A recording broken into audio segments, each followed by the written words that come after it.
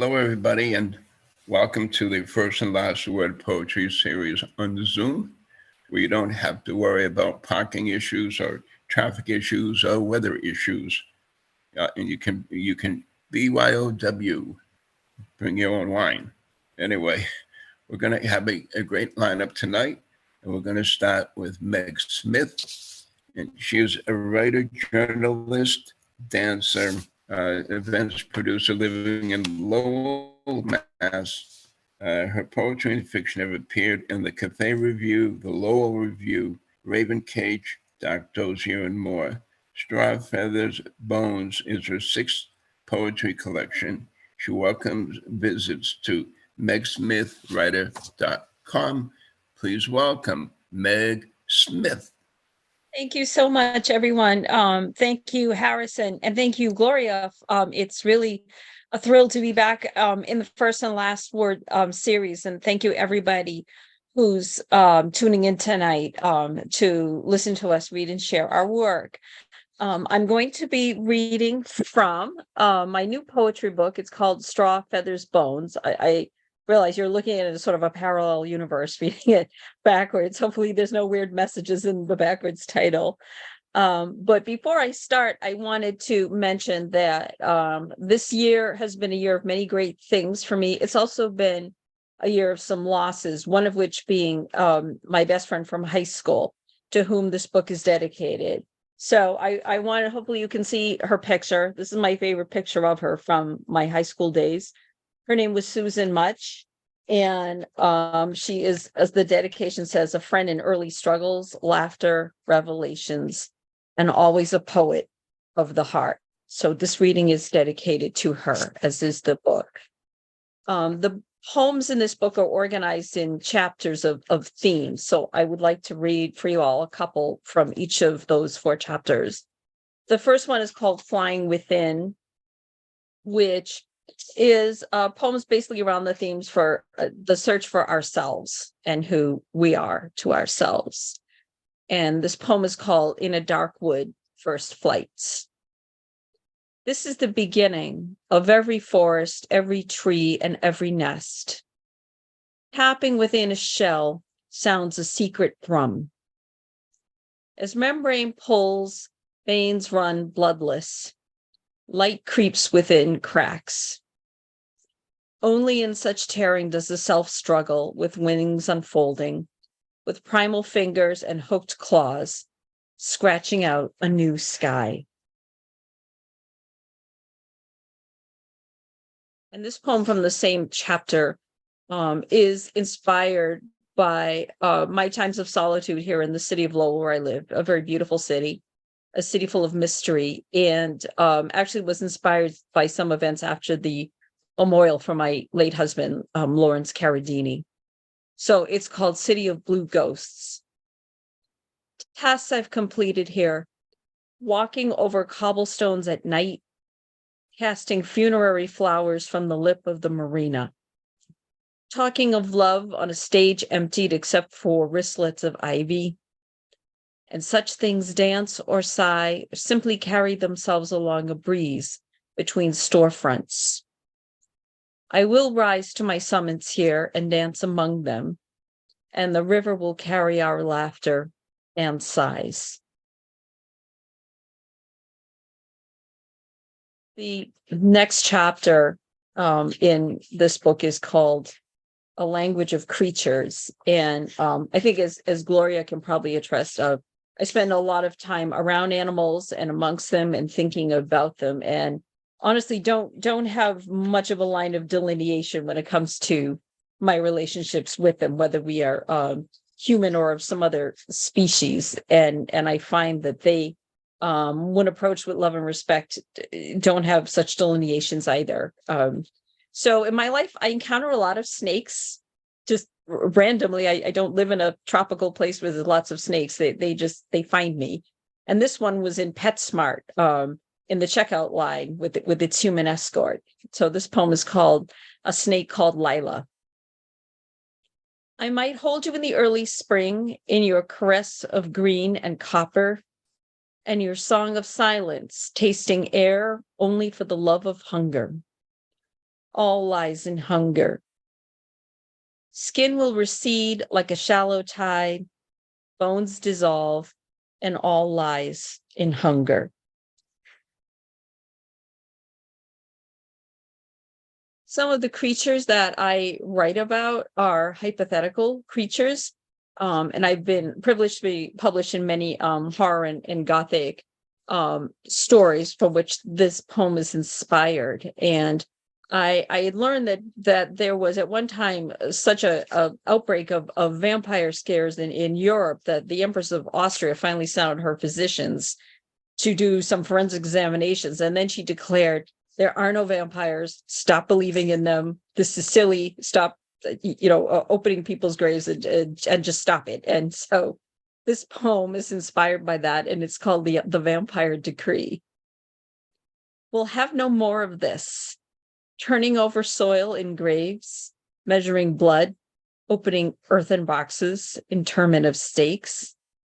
The Empress has issued her edict, and night will never turn gray. But it's not enough.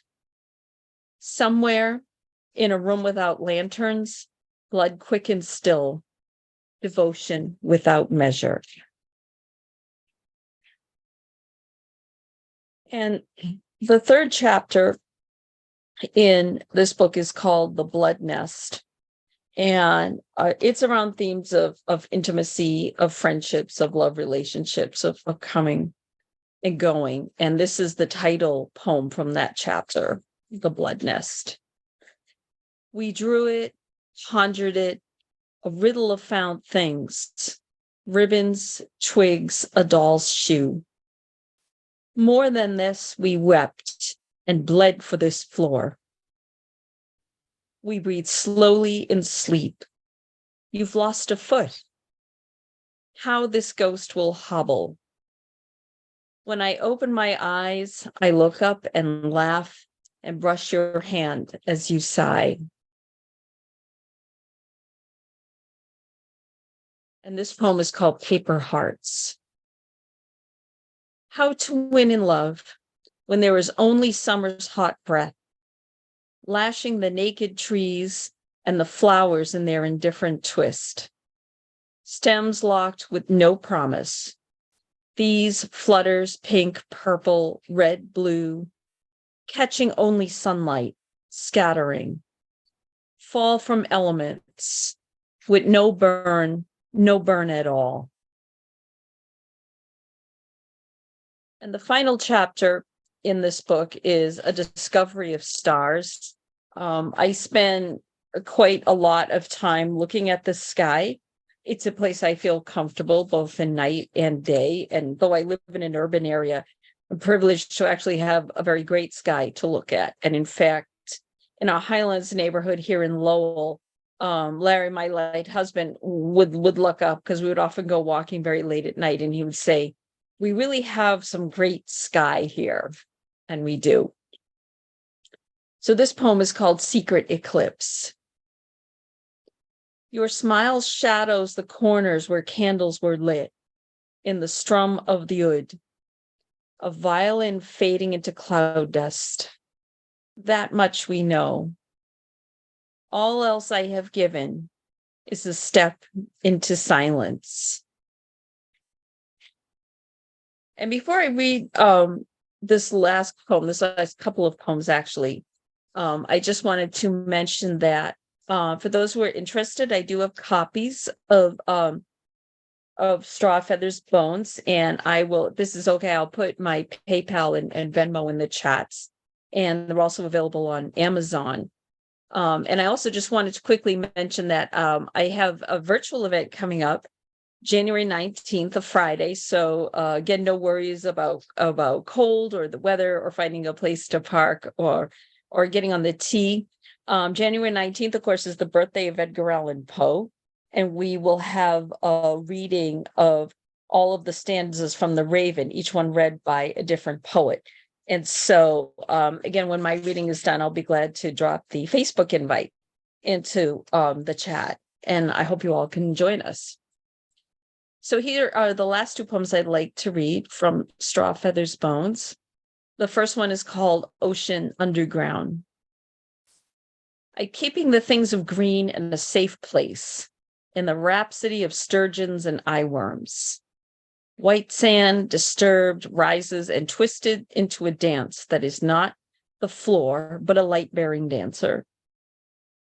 Such are the dancers here, sharks in an eternal commute, sweeping rays, the flutter of Atlas unchained. I can do this only in dreams, but I link them all in my arms, safe from the surface, from the hook, the net, the ship, the hunger. Oh, to break this perfidious light. And some of you may have caught right away, but there is definitely an inspiration here of having gone many times as a child and again as an adult to the New England Aquarium, and having that wonderful and rare ability to make friends with our fellow creatures who live beneath the ocean's darkest waters. And this last poem that I'd like to read for you tonight is The Moon Abides. The earth erupts, bleeds, tears away from its own core, but the moon abides. Jupiter and Saturn host their heavenly hordes of stone and pebbles and slashes of fire. The earth turns, but the moon abides. In eventide, the monks look up and fall to the warm June grass. A fire lights the horns of the sky. A new wound sears, but the moon abides. How many bruises in twilight? How much terror in the claws of the sun? In weary orbit through the haze of tears, the moon abides. Sleep may linger forever, but the moon abides. And that poem was inspired by the Canterbury monks and their abbot, Brother Gervais, who observed what is now thought to be some object striking the moon. And they were quite terrified. They had no reference for such a thing, but they were courageous enough to record it and share their knowledge and memory with us. And from their time to ours, the moon abides. Thank you so much again for listening to my poems. Again, my book is called Straw, Feathers, Bones. And I'll be glad to put my Venmo and PayPal in the chat in just a bit. And as well as a link to our Edgar Allan Poe birthday bash coming up on January 19th. And so thank you again so much for listening. And thank you, Harris and Gloria, for giving me the space to share my poems. And I'd be happy to answer any questions that anybody might have. And feel free to follow the conversation with me on my Facebook page, my other social media, and any questions that might come up later, I'll give it the old college try, as they say, to answer. And I hope wherever our travels find us, we can all continue our conversational poetry together. So our next reader is J.C. Todd. Her recent books are Beyond Repair, Able Muse Press, 2001, and The Damages of Mourning, Moonstone Press, 2018. What Kept Me Awake, a bilingual English-Lithuanian book, is forthcoming in 2024. Winner of the International Human Rights Arts Festival Poetry Award and the Rita Dove Award. She has been a fellow of the Pew Center for Arts and Heritage with poems in the American Poetry Review, Beloit Poetry Journal, the Paris Review, Virginia Quarterly Review, and elsewhere. And I'm so happy to give you JC. Thank you. Thank you so much, Gloria, for inviting me, and Harrison, thank you for this. And Meg, that was a lovely reading. Those poems are so direct and crystalline. Thank you so much for that. And for everybody who entered the room virtually, of course, some of us see each other's faces. Thank you so much for being here. It's cold in Philadelphia. It's the first real cold we've had, and I'm so relieved about it. I'm going to read poems, a couple of poems that I'm going to begin with two poems that originated in responses to Goya's paintings, etchings. But what has happened to the first one is that as I was working on it and revising it, it became a poem about the suffering of the people in Gaza and the suffering of the people in Israel. After the shelling, the dog has slunk behind the upheaved mound or been sucked into a dearth that devours, an earth that won't let go. His head appears beheaded, severed by sight lines, suspended in a world of persistent dismemberment from sense. The dog's eye is bewildered, its gaze unfixed by a terrain whose scent is not laid down in the brain. And the most tender receptor, the nose, is disabled by an atmosphere stripped of any trace that marks the way. How is he to know where to step, when to drop and roll, to wag his tail, extend his tongue, bite hard, or run?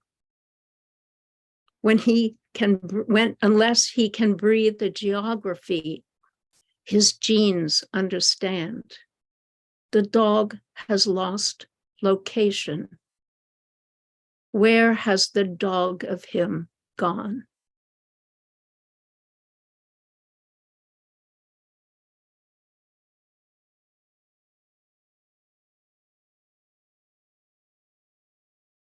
I sat for a couple of days in the room in the Prado where Goya's Black paintings hang.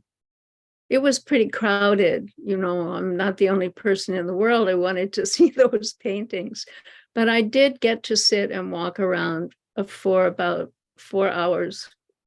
Oh, and then the next day, about 4 hours. And so this is a poem related to that. For those who, just a little background on Goya, not much. He lived during a rather fierce period of the Inquisition. He was a painter who eventually became the court painter.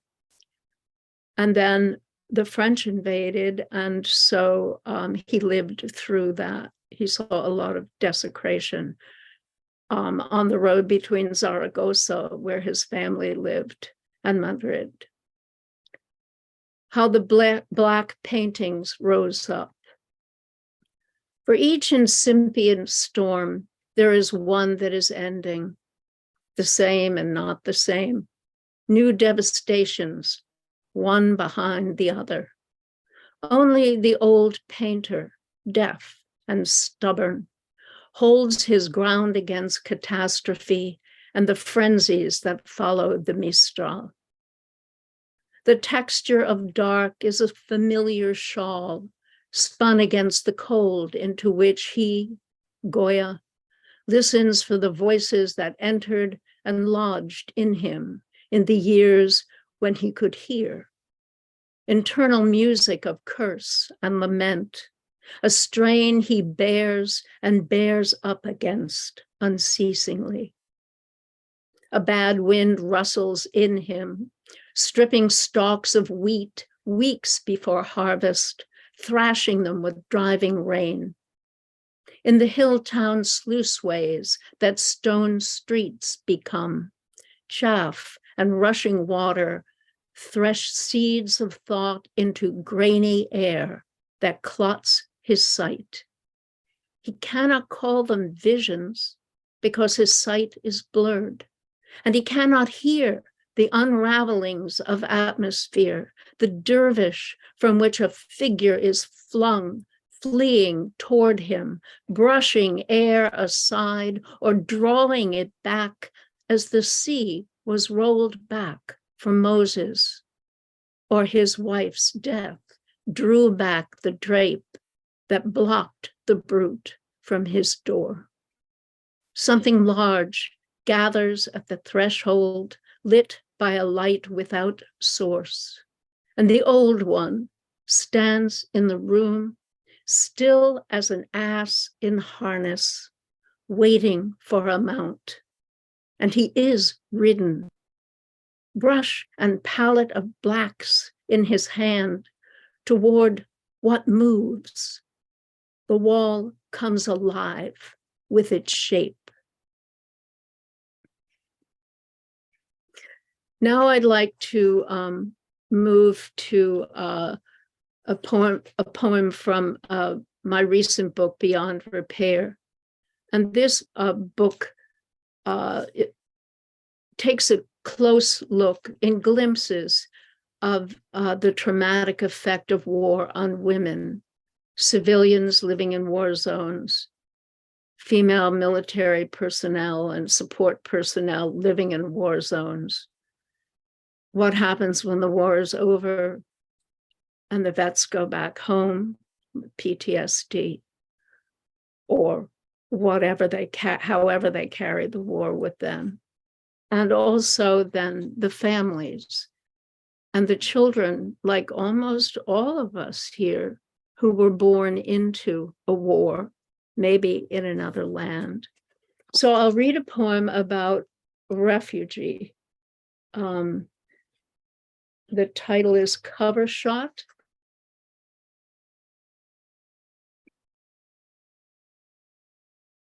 And this is the one, I'm very pleased to say, that won the Poetry Award from the International Human Rights Arts Festival. It was their first year that they gave a Poetry Award. And for those of you who are writing this sort of thing, they are giving one every year from now on. So the International Human Rights Arts Festival. Cover shot. And I need to gloss a word. The word reseed happens near the end of the poem, and it is about seeding again, or about a plant that reseeds itself, not about withdrawal. Cover shot. After the days and nights tearing up her feet, the bundle of this or that she let go, the child on her back, too still. After the treacherous boat taking on high seas, bare hands can't bail out. After the saltburn, sunburn, sandburn, wind, her throat blistered as if by fire, that thirst. After the men, angry in a tongue that buzzes like locusts, pelting her with shards of blame. Now, this bowl of bulgur, grainy dollops that shimmer, the shadow of her cheek leaning into fragrance that swirls into memory, blurring her hunger. The child dips a finger in, sucks, dips. In her belly, a warming yellow rising like her mother's hum, serving batush, guba, mashi at the feast. 2. Oh, to keep her here, remembering the meza her mother offered as if to celebrate a birth. Oh, to keep her nourished, the child too, safe in the promise of the saving grace of food. Always a bowl in the hand, always the face glowing, preserved in this magazine glossy that invites us to imagine mother and child buoyed on a current of mercy beyond the cropped shot into the open field of a good story that recedes in each of us as a perennial hope or wish. But the background resists, insists, and we too feel the world askew.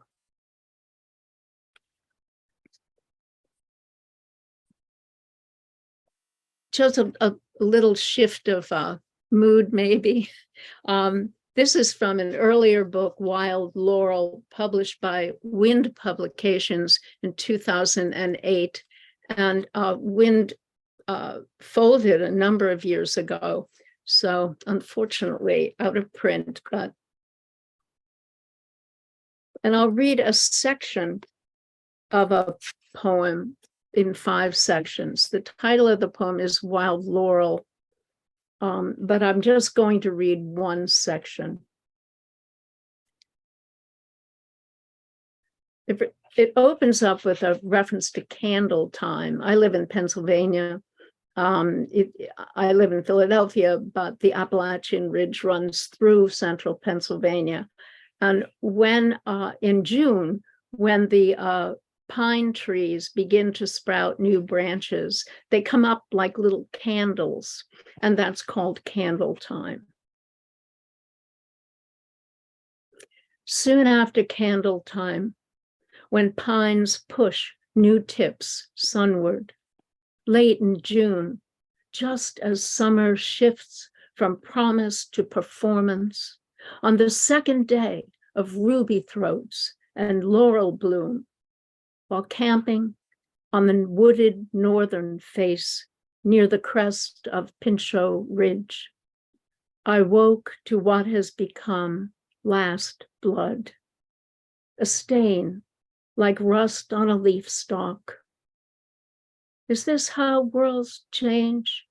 One element transforming another?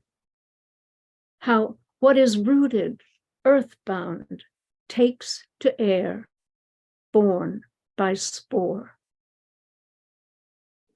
Between my legs, a new scent, chapati, kavli, bread without yeast, yet sporish, as if the vigorous mold of physical decline had cultivated new growth, as if something young had sprung from decay, like the foxfire, bloodroot, the shy monk's hood that thrive in the mulch of fallen laurel, fragrant flourishes of shade.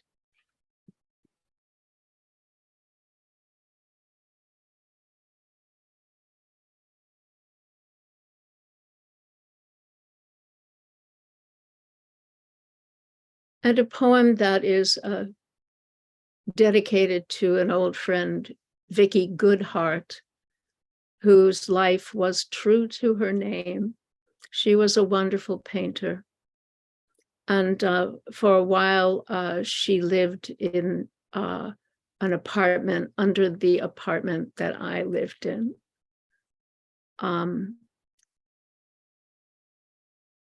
So this is a kind of a story about her. Old friends here and gone.